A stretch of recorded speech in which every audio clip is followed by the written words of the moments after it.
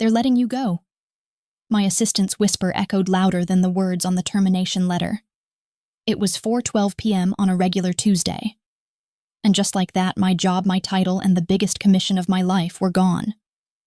No warning, no conversation. Just a neatly worded excuse about territory realignment from a manager who couldn't even look me in the eye.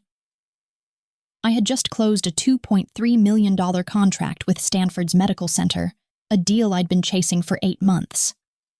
10 more days, and I would have received the commission that could pay off my father's medical care.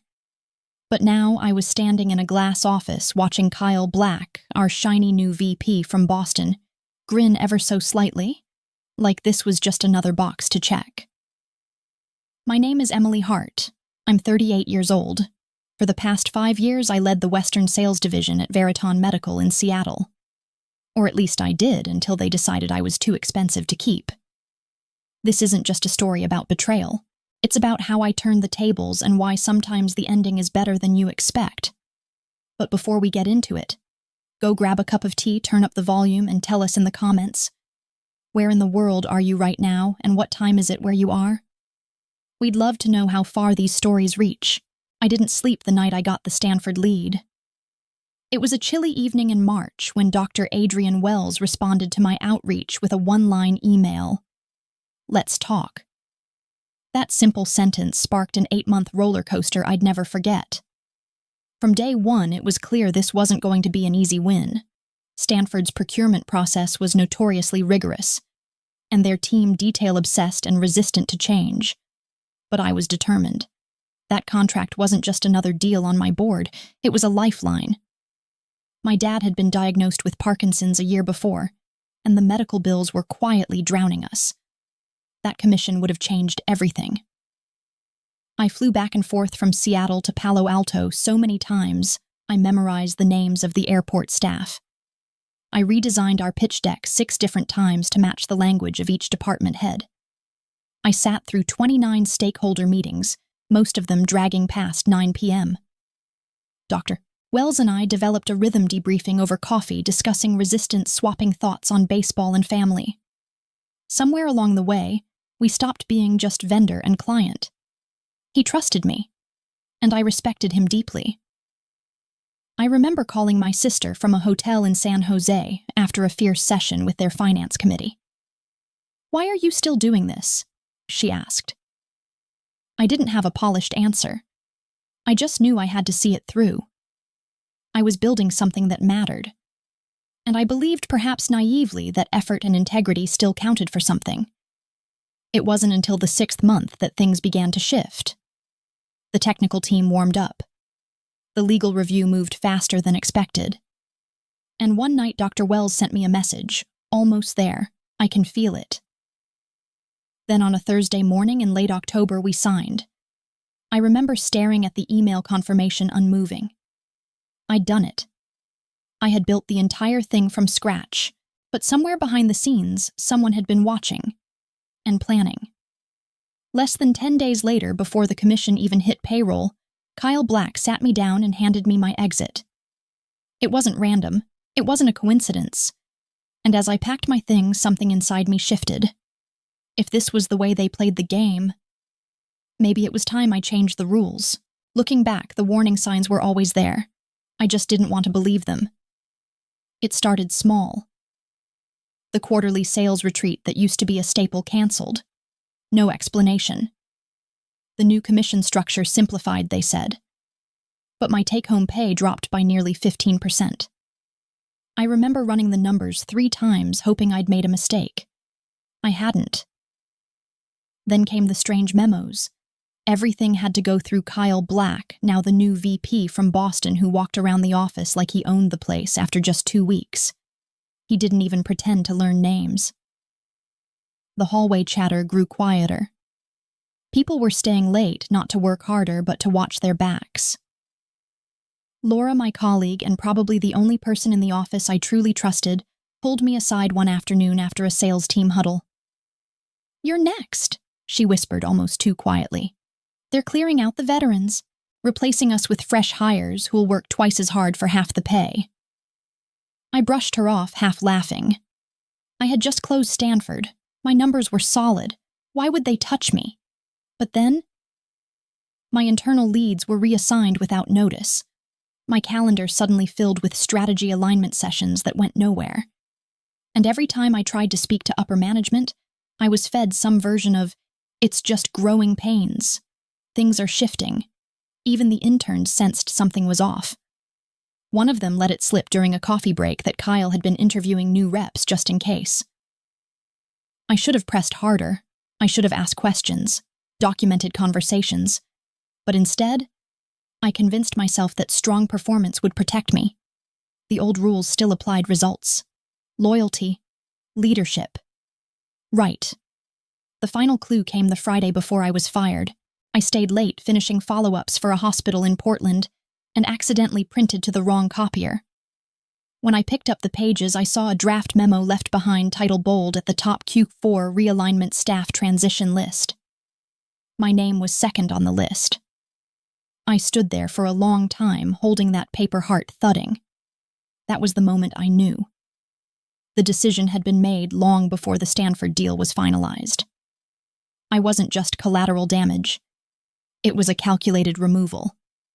And if they had been planning this for weeks, I had some planning of my own to do. For 410 Jiin Ching Sua. 3 days after I was let go, I found myself standing outside a quiet Italian restaurant in downtown Palo Alto, holding a reservation I'd made weeks earlier. It was meant to be a celebration. A toast to the partnership between Veriton and Stanford, the contract that had taken months of grit and grace to close. But everything had changed. Still, I showed up. Dr. Wells arrived right on time, as always. He smiled warmly when he saw me, but his expression quickly shifted. "You all right?" he asked, pulling out his chair. I hesitated. The waiter brought water. We ordered the usual. And then gently I told him the truth. I kept it simple, no bitterness, no long-winded story. Just the facts. That I was no longer with Veriton. That I'd been let go less than 2 weeks before my commission was due. That the deal we had worked so hard to build had become the reason they let me go. He sat back in his chair, silent, his brow-furrowed eyes searching mine, looking for any sign of exaggeration. Then he said something I'll never forget. "That's not business, Emily. That's cowardice." It was the first time I'd heard anger in his voice, controlled but unmistakable. We sat in silence for a moment, our glasses untouched. He picked up his fork, then put it down again. "You were our reason for choosing Veriton. Not the brochure, not the brand. You." I nodded, unsure of what to say. It felt like something sacred had been broken. "There's still a rescission clause," I finally said. 14 days. No penalties. I wasn't asking. I wasn't even suggesting. I just wanted him to know. Dr. Wells looked at me across the table. "Would you consider joining someone else? I already have an offer," I said quietly. "From NeuroCore." He didn't blink.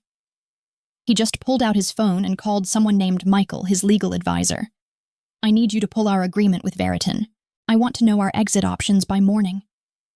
When he hung up, he looked back at me. "Emily, this isn't about loyalty to a brand. It's about doing business with people who respect the work behind the deal." And for the first time in days, I felt the fog lift slightly. The game wasn't over. And if Kyle thought cutting me loose meant cutting me out of the story, he had no idea what was coming next. That night after dinner, I didn't go straight home. I pulled over at a quiet overlook just outside the city, turned off the engine, and sat with my thoughts. Something Dr. Wells had said kept circling in my mind. Veriton lost half the equation. The half that mattered. I knew I couldn't undo what happened, but I could stop pretending I was powerless. And that started with remembering something most people at Veriton had forgotten. Years ago, back when I first negotiated a major healthcare contract, I fought hard to include a clause, a 14-day rescission period, that allowed either party to withdraw without penalty. It was standard in theory, but rare in practice. Most clients never used it, but I always insisted. Just in case I told legal. No one cared then. They cared more about signatures than safeguards. I pulled up the Stanford contract from my cloud drive. There it was, plain as day. Section 7.2, Termination Clause. Either party may withdraw within 14 business days following execution with no financial penalty, provided written notice is given. It was still valid. We were only on day 5. The first thing the next morning, I called Neurocore. I'd kept in touch with them over the years. They were Veriton's most persistent competitor, and they'd made me offers before. This time, I didn't hesitate. I asked for a private meeting with their CEO. By noon, I was sitting across from Janet Lynn, one of the sharpest women I'd ever met in the industry. "We heard what happened," she said, without preamble. "And we're very interested." I didn't ask for pity. I laid out what I knew Stanford's needs, the current specs, the delivery timeline, and where Veriton had weak spots. Janet listened. She took notes. Then she said, "We can beat them. But only if you lead the implementation." Later that afternoon, I texted Dr. Wells would love to meet. "There's something I want to run by you, something better." He replied within minutes. Wednesday lunch. The pieces were moving again. Only this time I wasn't playing defense. I was writing my own rules. And what Veriton didn't realize was when they cut me loose, they also set me free. Wednesday arrived with the kind of nervous energy that clings to your skin. I had barely slept the night before, running through every slide, every possible objection, every word I might say. This wasn't just a meeting, it was a reckoning. Stanford had invited both Veriton and Neurocore to present back-to-back. A rare move, but a fair one. Dr. Wells had insisted on it. "I believe in transparency," he said during our last call. And I believed him. The conference room was bright and sterile, the kind of space where everything necessary always feels a little too quiet. I arrived first alongside Janet and Neurocore's product director. We were calm, prepared, focused. 15 minutes later, Kyle Black walked in with Veriton's CTO and a team of 3. He didn't look at me, but I saw the flicker of surprise in his eyes. He hadn't expected me to show up. Dr. Wells opened the session with a few words about fairness and diligence. Then he nodded toward Kyle. "Let's hear from Veriton first." Kyle's pitch was aggressive, rushed, almost frantic. Deep discounts, free implementation, extended warranty support. He used phrases like unmatched legacy and enterprise leadership more times than I could count. It felt like a wall of noise trying to cover a crack. Then it was our turn. I didn't speak like I had something to prove. I spoke like someone who had listened. I explained how Neurocore's system could be tailored specifically to Stanford's needs, how our modular design allowed for future scalability without a complete system replacement. I walked through risk mitigation, the rollout schedule, after-sales support, answering every question clearly and directly. Halfway through, I noticed the engineering lead from Stanford nodding along. Dr. Wells didn't say much, but his eyes stayed locked on mine the entire time. When we finished, he stood up, thanked us all, and said, "We'll be in touch once we've reviewed everything internally." We filed out into the hallway. As I stepped toward the elevator, Kyle followed me. "You won't get away with this," he hissed. "You don't know what you've started." I turned slowly to face him. "I'm not trying to win, Kyle. I'm just making sure the right people lose." And as the elevator doors closed, I realized I didn't feel nervous anymore. I felt ready. And whatever happened next, I would face it on my terms. The day after the presentation passed in silence. No emails, no texts, no polite follow-ups from Stanford's procurement team. Just a stillness that wrapped around everything, like the pause between lightning and thunder. At Neurocore, we tried to act as if everything was normal. Janet ran meetings. The engineers moved on to other projects. But everyone knew we were just killing time, waiting, hoping. Would integrity still have a place in the room when numbers were being crunched? I went home early that Thursday and drove straight to the care facility where my dad had been staying. His condition had stabilized, but the costs were still more than I could comfortably handle without the commission from Stanford. We sat outside in the courtyard under a fading sky, while he told me a story about how he once accidentally reversed a company truck into the VP's car when he was 24. We laughed. Then out of nowhere, he said, "You know, sometimes you don't get what you work for right away. Sometimes you just get tested to see if you'll still show up." He didn't know the details, but somehow he always knew the moment I needed grounding. Back at my apartment, I made tea and sat on the balcony watching planes cut across the sky. I tried not to think about Kyle pacing a boardroom or what ridiculous last-minute offer he might have made, but part of me couldn't stop wondering. Friday morning came still nothing. At 3:46 p.m., my phone lit up. Dr. Adrian Wells appeared across the screen. My breath caught. I picked up, steadying my voice. "Emily," he said. "No pleasantries. Can you come to my office at 4?" The call ended just as quickly as it had begun. No hints, no tone. An invitation could go either way. I grabbed my keys, heart pounding. This was it. The moment everything hinged on, and I told myself no matter what happened behind those glass doors, I'd walk in with the same thing I brought to every meeting: truth, preparation, and the knowledge that I had given this everything I had. Because even if they didn't choose me, I had finally chosen myself. And that is the most critical decision of all. Stanford's office was quieter than I remembered. A receptionist greeted me by name and directed me to a meeting room down the hall. The walls were lined with framed research articles and awards, a quiet reminder of the gravity this place carried. When I walked in, Dr. Wells was already seated with 2 other department leads. There were no pleasantries this time, no small talk, just a nod and a gesture to the chair across from him. "Emily," he began, his voice steady. "We've reviewed both proposals, yours and Veriton's." I listened, barely breathing. "We're moving forward with Neurocore." There was a pause, a full second, where I stared, unsure if I had heard him right. "We've already sent the rescission letter to Veriton," he continued. "Your team can expect contract documentation by Monday." Relief washed over me in a quiet, unexpected way. No celebration, no fist pump. Just a long, slow exhale and a simple response. "You won't regret it, I know," he said. And for what it's worth, this wasn't just about price or specs.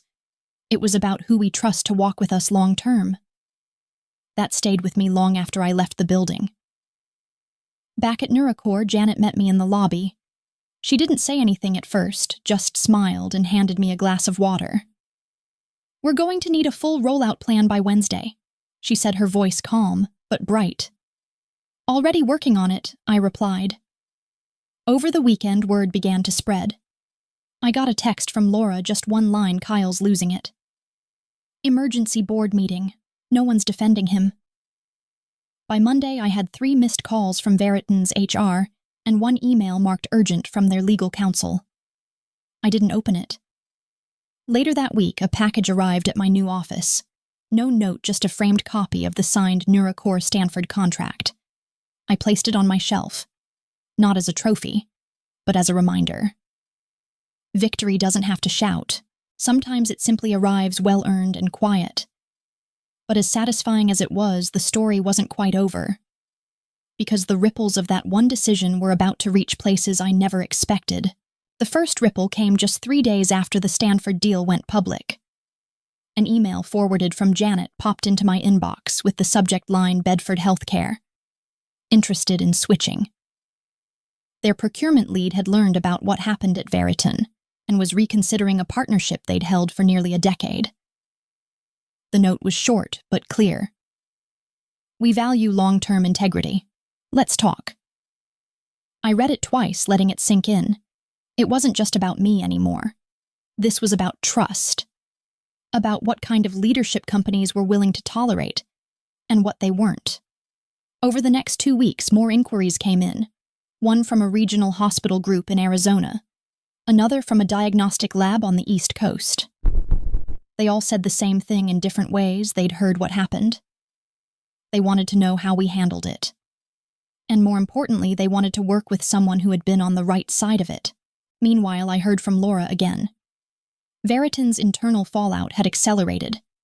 Kyle had been placed on indefinite leave pending an ethics review. 3 senior managers had resigned. HR was flooded with exit interviews that sounded more like confessions than complaints.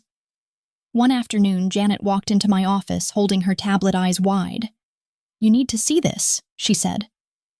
A headline on the screen read, "Veriton under fire layoffs and leadership shakeup after major contract loss." It felt surreal.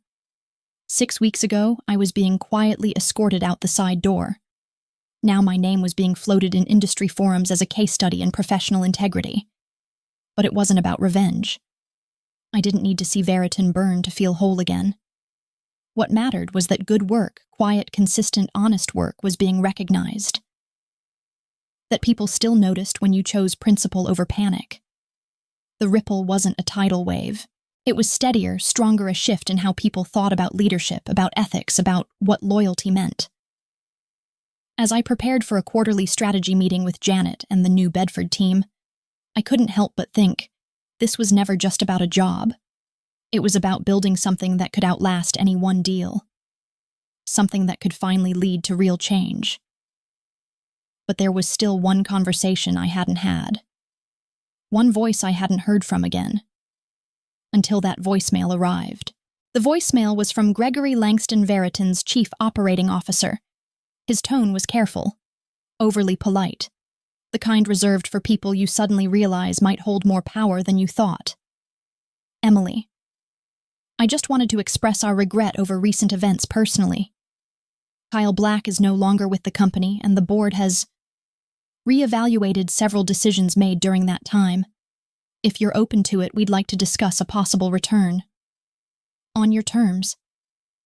I didn't call back. There are bridges worth rebuilding. This wasn't one of them. Instead, I turned off my phone and looked out from the corner office I now called Mine Glass Walls, overlooking the Seattle skyline, a little ficus tree catching sunlight on the windowsill. I had a team now, 12 people who looked to me not just for strategy but for how to lead with decency. We'd just closed the Bedford deal and another 2 clients were in final talks. But more importantly, my dad's health was improving. Thanks to the new care plan I could now afford, he was walking more, talking stronger, even laughing again. That quiet joy meant more than any contract ever could. Sometimes people ask me if I regret not fighting harder to stay at Veriton. My answer's always the same: I didn't need to wait. I needed to grow. And some growth only comes when you're pushed out of the place you once thought you'd never leave. Because in the end, your value isn't measured by the company you work for, but by the way you carry yourself when no one's watching. That contract they tried to take from me, it became a symbol, but not of revenge. Of something better. That you can stand up, move on, and still build something lasting. Something that matters. My dad once told me that storms don't always come to destroy. Sometimes they clear the path. Before we go, grab a moment to breathe. If this story resonates with you, please share your thoughts in the comments below. Let us know where you're watching from and what time it is in your time zone. And if you want more stories like this of quiet strength, unexpected turns, and well-earned victories, don't forget to subscribe. We've got more to share.